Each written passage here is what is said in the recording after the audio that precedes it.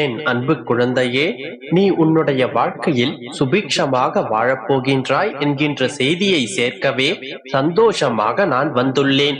நீண்ட நேரமாக காத்து கொண்டிருக்கின்றேன். ஆனால் நீயோ மனதை போட்டு குழப்பிக் கொள்கின்றாய். என்னுடைய வாழ்க்கை இப்படியே போகின்றதே, என் விதி இப்படி ஆகிவிட்டதே, என் சந்தோஷத்தை என்னால் காணவே முடியாதா என்று புலம்பிக் கொண்டே இருக்கின்றாய். என் தங்கமே, வாழும் நாட்கள் எப்படி இருக்க வேண்டும் என்பதை நீ என்றைக்காவது யோசித்திருக்கிறாயா? கடந்து போன காலங்களிலேயே காலங்களை கழித்துக் கொண்டிருக்கின்றாய். கடந்த காலத்தை நினைத்து கண்ணீர் விடுவதும் எதிர்காலத்தை எண்ணி கனவு காண்பதுமாகவே உன்னுடைய வாழ்க்கை போய்க் கொண்டிருக்கிறது. இந்த நிகழ்காலத்தை ஒரு நொடியேனும் வாழ்ந்து பார். அப்படி நீ ருசிக்க ஆரம்பித்தால் உன் வாழ்க்கையில் வெறுமையும் வெறுப்பும் நீ உணர்ந்திருக்க மாட்டாய். சற்று யோசித்துப் பார். வாழ்க்கையில் நீ நினைத்ததெல்லாம் கிடைத்து விட்டால் வாழ்க்கையில் சுவை எப்படி இருக்கும்? அதன் பின் உன் வாழ்க்கையில் எந்த சுவாரஸ்யமும் இருக்காது.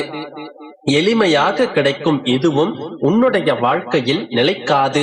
எளிமையாக கிடைத்துவிட்டால் அதன் மதிப்பை உன்னால் உணரவும் முடியாது.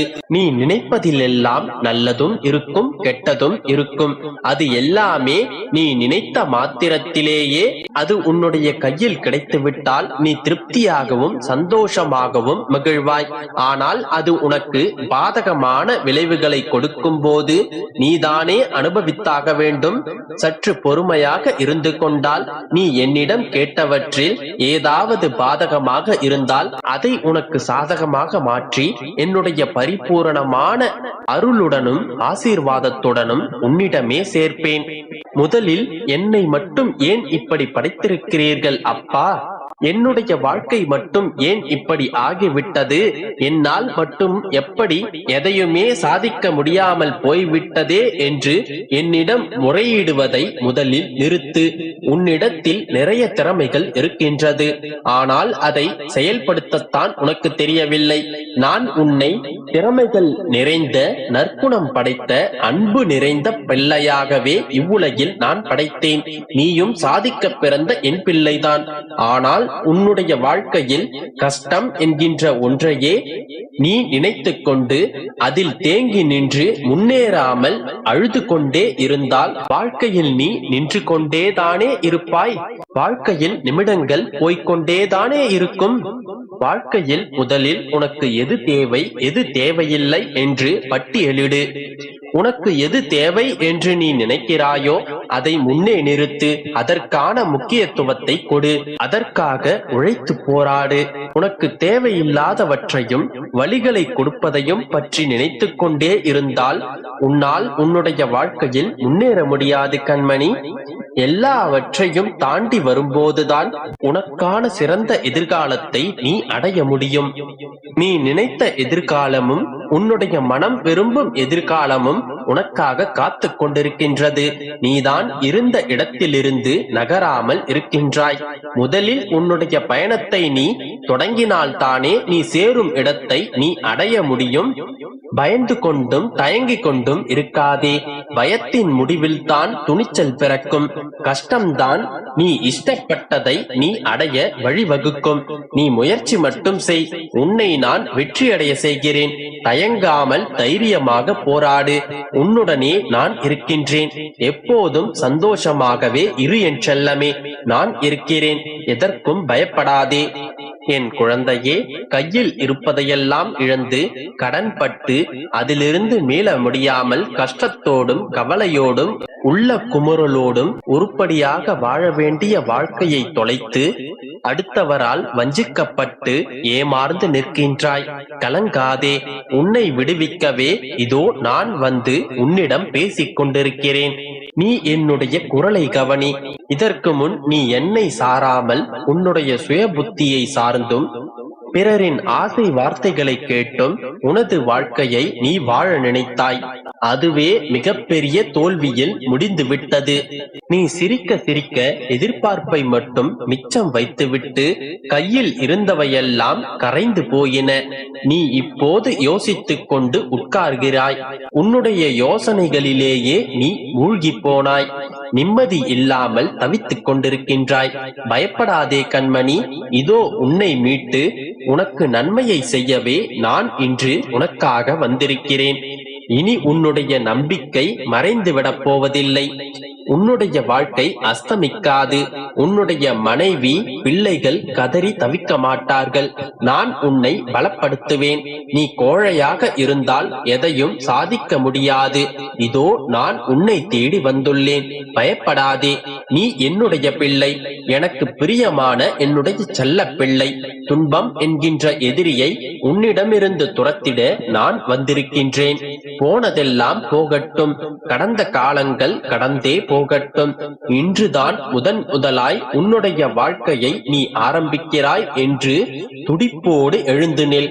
இதுவரை நீ எதையுமே சுயமாக சம்பாதிக்கவும் இல்லை, எதையும் இழக்கவும் இல்லை. எல்லாம் கனவென்று நினைத்துக்கொள். இன்று முதல் சம்பாதிக்கப் போகிறேன் என்று திட்டமிடு.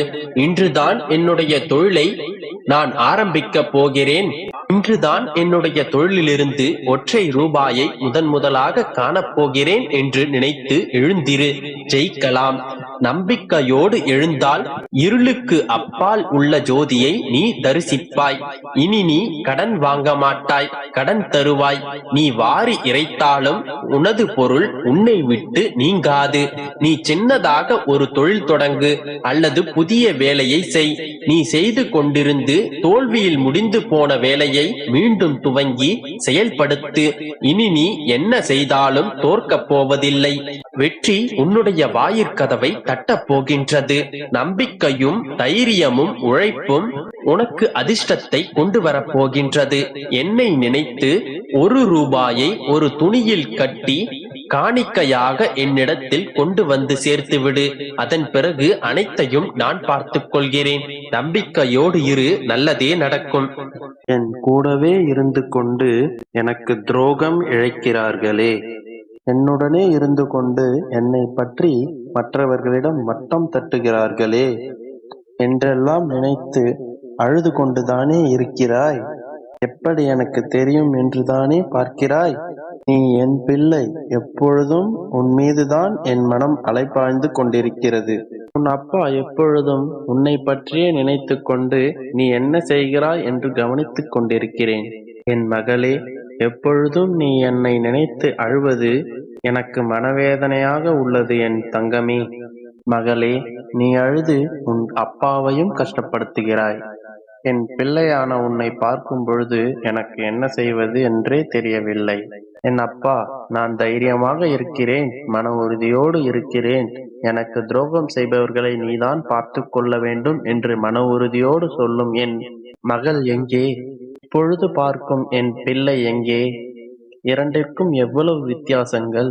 எப்பொழுதும் மன தைரியத்தோடு இருக்கும் என் பிள்ளை இப்பொழுது அழுது கொண்டே இருக்கிறாள். உன் அப்பாவை நம்பாமல் நீயே ஒரு முடிவு எடுத்து விட்டாய் அல்லவா? இப்போது இருக்கும் பிள்ளை என் பிள்ளை இல்லை. கண்ணீரோடு அழுது கொண்டு இருக்கும் பிள்ளை எப்பொழுதும் என் பிள்ளையாகாது.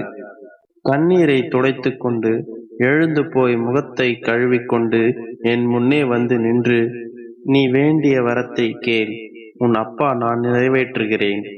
எப்போது நீ இப்படி வந்து நிற்கிறாயோ அப்பொழுது நீ கேட்காமலே உனக்கான வரங்களை நான் அள்ளித் தருவேன். இப்பொழுது உனக்கு தன்னம்பிக்கை வரவேண்டும் என்பதற்காகவே உன் துரோகிகளை உன் கண்முன்னே காண்பித்தேன். என் பிள்ளை தைரியமுடைய பிள்ளை, எதற்காகவும் அழமாட்டார்கள். இப்பொழுதுதான் நீ தைரியமாக இருக்க வேண்டும் மகளே. உன் அப்பா உன் கூடவேதானே இருக்கிறேன், பின் எதற்கு இந்த கவலை? நான் இருக்கிறேன் தங்கமே, கவலைப்படாதே.